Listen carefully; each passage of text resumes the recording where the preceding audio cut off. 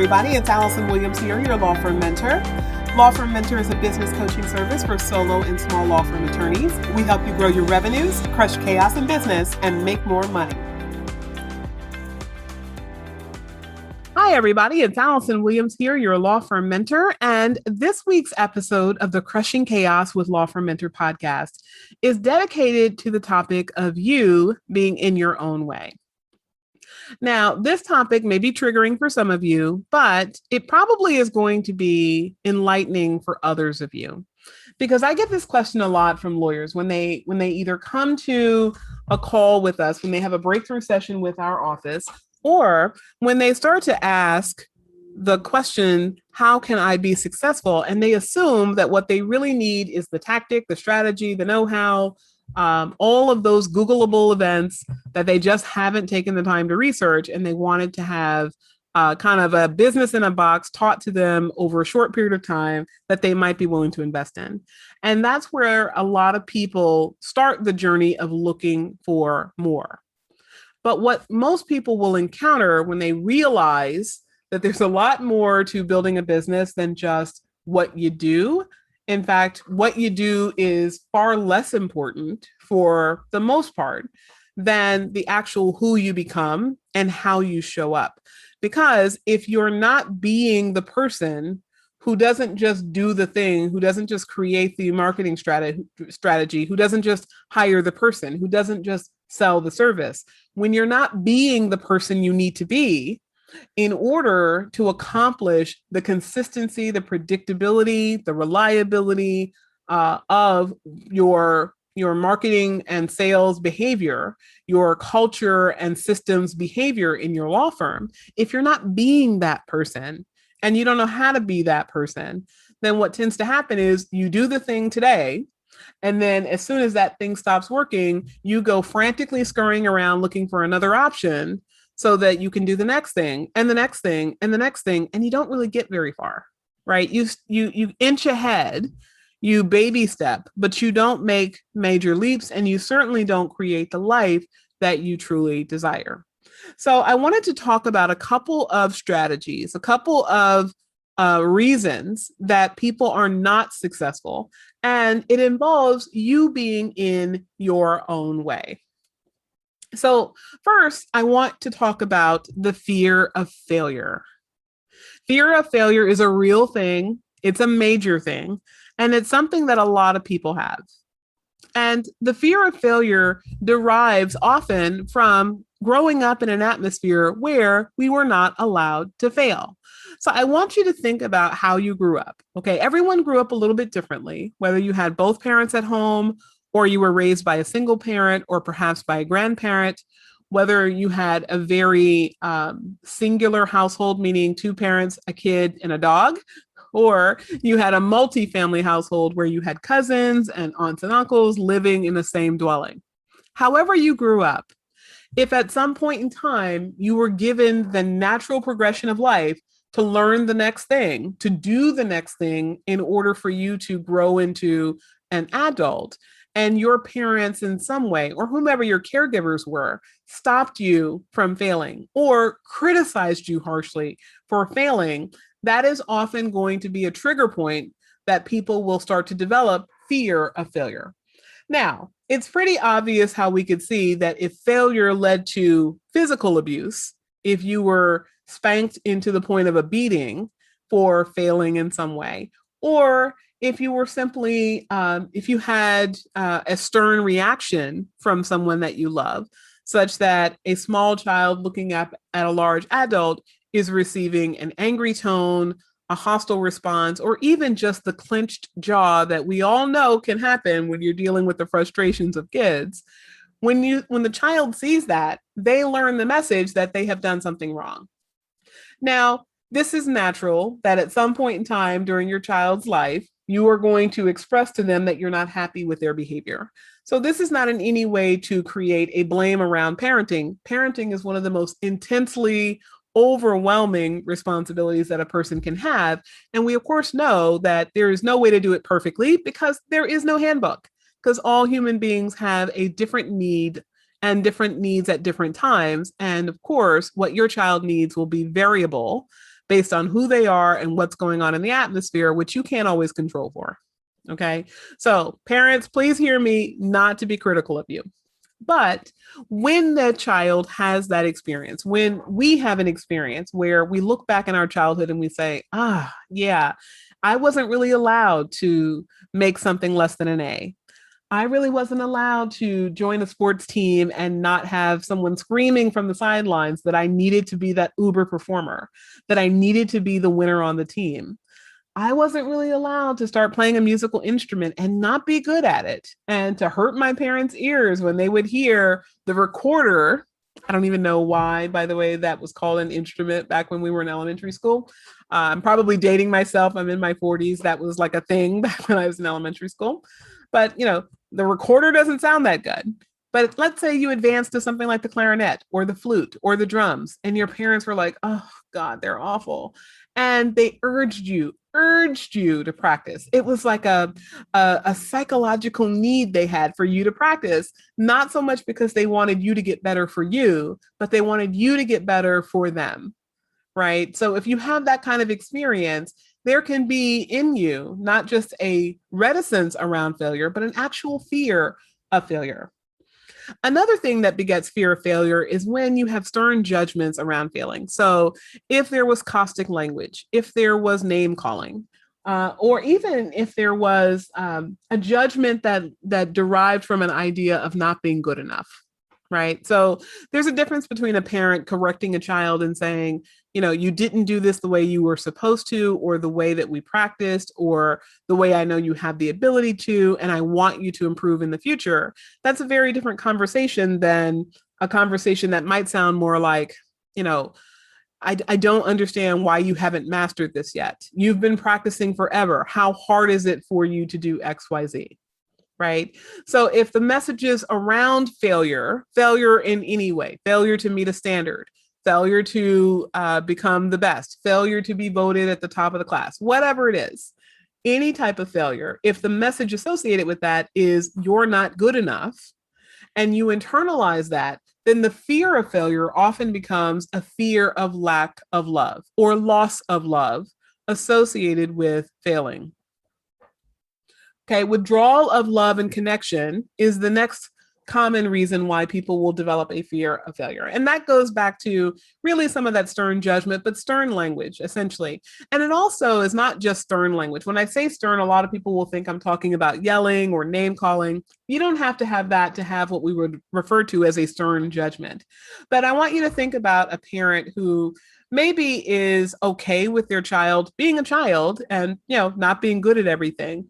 But what may come out of a child messing up in some way, a child spilling something on the floor at the wrong time, or a child wetting the bed, or whatever the behavior is, right? When children do what children do, and a parent, in order to remedy that behavior, withdraws love and connection from the child. And withdrawal of love can look like yelling. It can look like punishing the child, putting the child in a corner, or putting the child in his or her room. It can look like a lack of intimacy. So the child could want to come cuddle with mom or dad, and mom or dad could say, no, when you do X, that's not acceptable. I'm not doing this with you right now. Then the child gets the message, love is withdrawn when I fail. So that very much becomes the patterned thought processes when a person then approaches new activity in their life. So sometimes that results in a person not endeavoring new activity because they are so reticent to fail that they have bought into the idea that if they fail, they're going to lose love, which is, again, one of those major needs that we have. We covered this in a prior podcast. We were talking about Maslow's hierarchy of needs, right? And love is one of those. If a person has a fear that they're not going to have love, and that's a subconscious fear, right? That's not something that we're conscious of.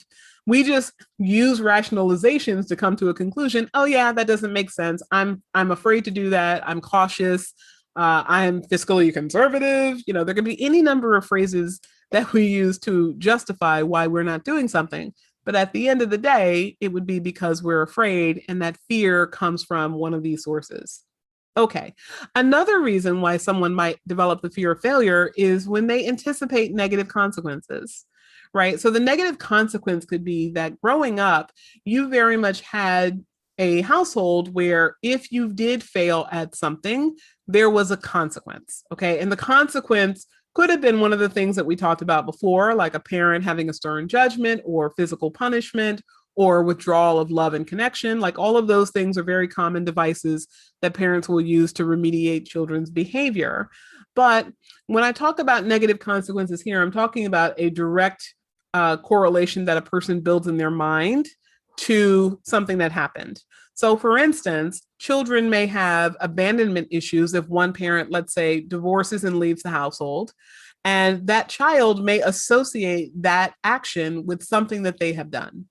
Now, as much as parents will go out of their way to tell a child, hey, mom and I are not married anymore, but that doesn't mean we both don't still love you. And you're now going to have two homes and we're going to make this a great experience out of what's happened.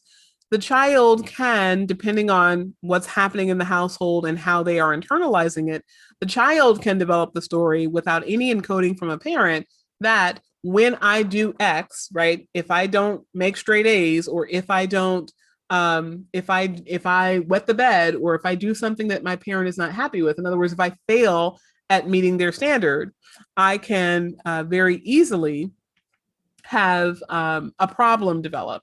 And the problem would be ultimately that I get a consequence I don't like. So it could be I made an F on my test, and that was the day that dad announced he was moving out. Right. So if they're anticipating a negative consequence, they kind of have that I'm waiting for the other shoe to drop. That's kind of the energy of this. Then you think about where the person may be patterning that behavior in their adult life. So that could be, if I fail to make this law firm successful, my spouse is going to leave me.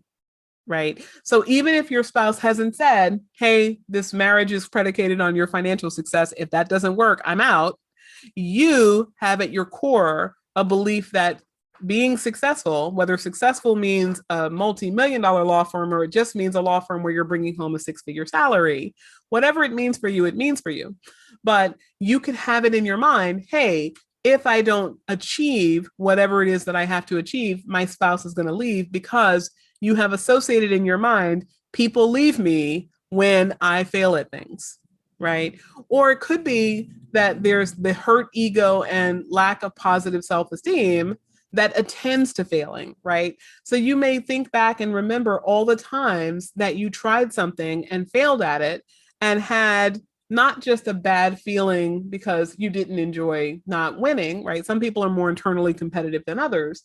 But if you had people, places, experiences in your life that cued you to a lack of value, a lack of worth, or perhaps even a lack of effort on your part, right? Because you can have, you did your best, but people assume that you didn't, which is not at all uncommon with children that have special needs or children that have undiagnosed issues. Like, for instance, a friend of mine, he was diagnosed with dyslexia when he was a college student. And all throughout high school, the assumption was he just didn't care about school. And his parents wrote him hard, like, you're never going to get into college if you don't improve your grades. You've got to study. You're smart. Stop being lazy, whatever. And it really didn't come out until he was diagnosed with dyslexia in his mid-20s, or his early 20s, when he was diagnosed in college, that it was, oh, okay, that's what was going on. So this person really felt bad about himself because, being constantly trying as hard as you can and not getting what you want, and having people assume something negative about you, that you're lazy, that you're not trying, when you really are trying, that can then become encoded as well. So you could not try new things because you have a fear of failing at them, because you remember how bad it felt when you used to fail at things before.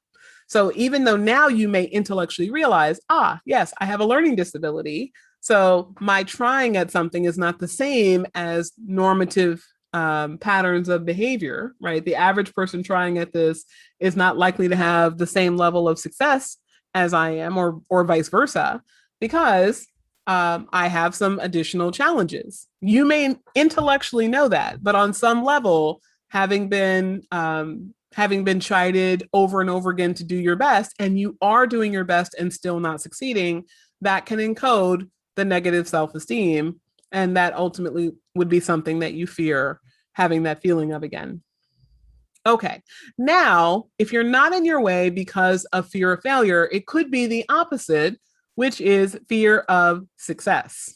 Now, a lot of people hear this and they say, is that really a thing? I mean, why would a person be afraid to be successful? Why would any person who goes to law school, right, first graduates from college, goes to law, takes the LSATs, goes to college, goes to law school rather, graduates from law school, takes the bar exam, passes the bar exam, becomes a lawyer, practices law, and starts a law firm? Why would all of that patterned achievement that clearly is someone pursuing success, because most people would say to become a lawyer, as challenging as it is a success. And as many negative jokes as there are about lawyers in society, people see lawyers as smart people and they see us as contributors to the fabric of society. So when you think about that, why would any person who went through all of that to achieve what is already success by being a lawyer not want to be successful? Okay. And the fear of success can come about in any number of ways. But typically, when you hear fear of success, the person is really fearing the consequences of their success. So what that can mean is you can be afraid of what will happen in your interpersonal relationships, right? If you and your spouse were both super frugal, poor people when you met, and you start to become more and more successful, it may seem logical that your spouse would be happy about that. Or it may be that your spouse is happy about it, but only to the extent that you get to live in the same lower middle class neighborhood that you were living in before, because that's where your spouse is comfortable. Or it could be that you have to keep the same friends that oftentimes won't understand your success journey and won't support it.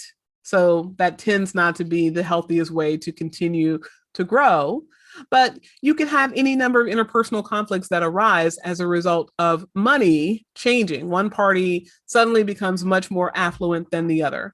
And you see this in relationships, whether it is the man earning more or the woman earning more, but it is particularly taxing on a heterosexual partnership for the woman to grossly out earn her male counterpart for a whole host of reasons that we need to not get into today. But we know that just historically that can be a problem in a relationship. And so there are a lot of people that fear becoming successful because they fear what it will do to their relationship. Sometimes people fear becoming successful for what it will do to their children, right? Because if you are accustomed to being a middle class earner and you expected to raise your children with you being a middle class earner, making a budget, planning for that one vacation a year that you have to save up for, putting your children in private school, or rather keeping them in public school, right? You planned for a certain lifestyle for your kids just based on what you knew. And then when you start to become successful, you have more access to different resources. So many parents will immediately use the additional money that they have to put their children in private school so their child has what they consider to be the best education. But beyond that, there's also the concern about what happens when you have gotten to a point where you decide, if we're traveling, I'm flying first class, and you think, okay, my child hasn't had the experience of flying in coach. Right? Do I put my kid back there in coach while I am enjoying first class? Do I reduce myself to not have the first class experience because I want to be with my child? How do I handle that? How do I navigate that? Or what happens when you remember growing up and having chores in your household, and those chores in your household taught you the value of keeping a clean home and contributing to the place where you live and helping everyone to beautify the environment, right? So there's also responsibility. Maybe you had an allowance that came with your chores. So you could have been thinking about creating that experience for your kids. And then all of a sudden, you're significantly more successful. You have more on your plate. You decide to have domestic help. So you hire a housekeeper, and now you think, my kids aren't going to have that same experience as me, right? Because if the housekeeper is picking up after them, they're going to get spoiled and they're going to grow up and think that they don't have to clean up after themselves. I don't want that. So a lot of people will have fear of success around what it's going to create in the environment that they create. Then there is the negative messages, right? There are the negative messages that we often receive about rich people, right? So people often assume that rich people are selfish, that they are the ruling class versus the quote lower class, that they did not earn what they have, or they got it through some misbehavior toward people without resources. And, I'm not even talking about extreme views like Marxist theology. I'm really talking about people that may not even be anti-capitalist. They just happen to believe that the capitalist way is that there's a meritocracy in employment.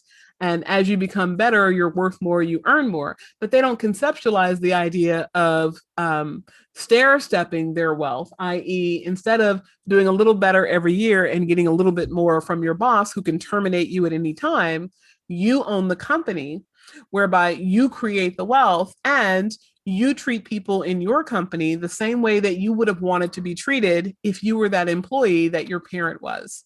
Or if you had chosen to remain an employee in law firms the same way that you now employ people in your law firm. However you get there, fear of success typically manifests itself in the following ways.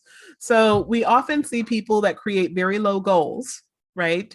Very modest goals. So if you meet with somebody and they say, all right, I'm making $100,000 this year and I want to grow my law firm.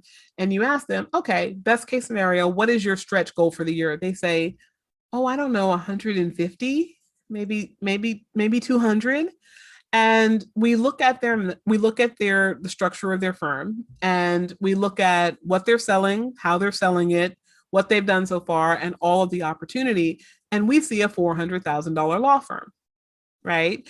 And I remember one of our clients, she signed up about 3 months before quarantine, and she was a smaller law firm. And she was at that point in time looking to hire her first part-time paralegal. She was, really had like no team. She had a friend that was helping her out periodically. And through the pandemic, we went through a process of constantly repatterning her law firm because she was growing at a very rapid rate. And we were able to get her marketing dialed in to such a degree that she added an associate. She now has added a second of counsel attorney, and she now has 2 full-time staff people. So a team of 1 went to a team of 5, including 2 lawyers. And her law firm is on track to be an $800,000 law firm at the end of this year, right?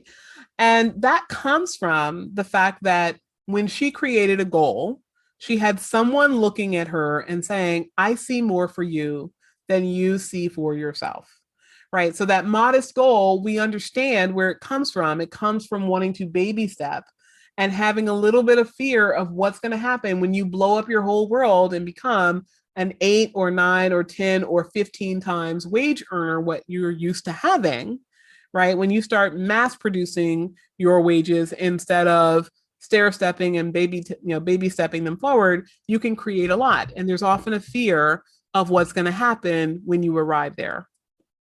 Okay, next up with fear of success is procrastination. Procrastination tends to come when you start looking at your circumstances and you start saying to yourself, well, I don't really have to do this now, right? And there, by the way, are some people that they never get around to identifying why they procrastinate. They just think it's a human behavior. But oftentimes procrastination is, again, that fear of what's going to happen when I do this thing, right?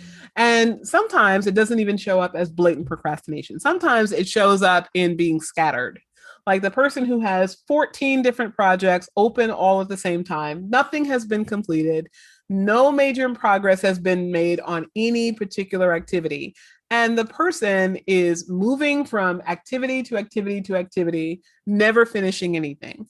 That person is also procrastinating, right? They're procrastinating on completion of a task in one project rather than hopping from place to place to place in order to feel busy, in order to tell others they are busy, but they're not truly being productive and they know it, right? That often comes from a fear of what's going to happen when I get my stuff together. Okay. And then the final area where we see evidence of the fear of success comes, and this is a very, very big one for lawyers, it comes in the form of perfectionism. So when you start to see people that perseverate over whether or not there was a comma splice on page 976 of the document, the legal brief you just turned in to the high court, when you start to see that level of minutiae management and focused attention on all that has to go right, typically that is coming from a place of, if I do anything wrong, there will be a negative consequence. Now, you might say, isn't that also then fear of failure? And yes, you can see perfectionism with a fear of failure. Like, in other words, if this is not perfect, I'm going to face a repercussion. Someone won't love me. Someone will hurt me. I'll be physically punished. Absolutely. But when we see it with fear of success, it usually shows up in the form of someone making a decision that whatever they got going on, right, it has to be perfect. And the time and energy and effort that it takes to be perfect stops them from growing. So if you are working on legal product and your mindset is, this has to be perfect, there cannot be a single space out of line. There cannot be a typo anywhere. There cannot be a punctuation issue anywhere. It has to be perfect.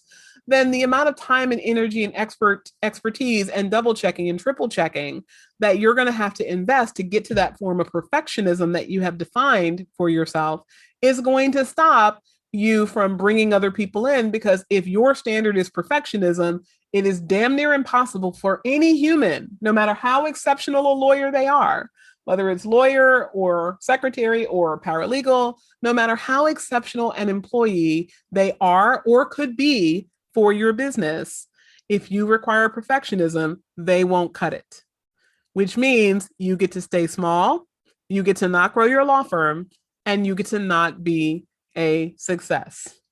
All right. So today we have talked about why you are in your own way. And I wanted to cover fear of failure and fear of success because I know this is something that a lot of lawyers struggle with.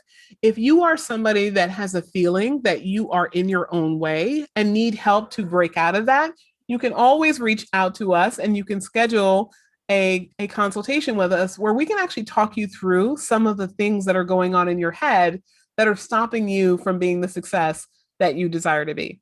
All right. I am Allison Williams, your law firm mentor, and thank you for tuning in for another episode of the Crushing Chaos with Law Firm Mentor podcast.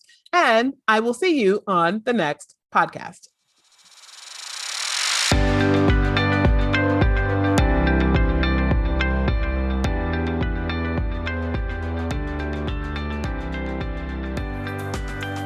Thank you for tuning in to the Crushing Chaos with Law Firm Mentor podcast. To learn more about today's guest and take advantage of the resources mentioned, check out our show notes. And if you own a solo or small law firm and are looking for guidance, advice, or simply support on your journey to create a law firm that runs without you, join us in the Law Firm Mentor Movement free Facebook group. There, you can access our free trainings on improving collections in law firms, meeting billable hours, and join the movement of thousands of law firm owners across the country who want to crush chaos in their law firms and make more money. I'm Allison Williams, your law firm mentor. Have a great day.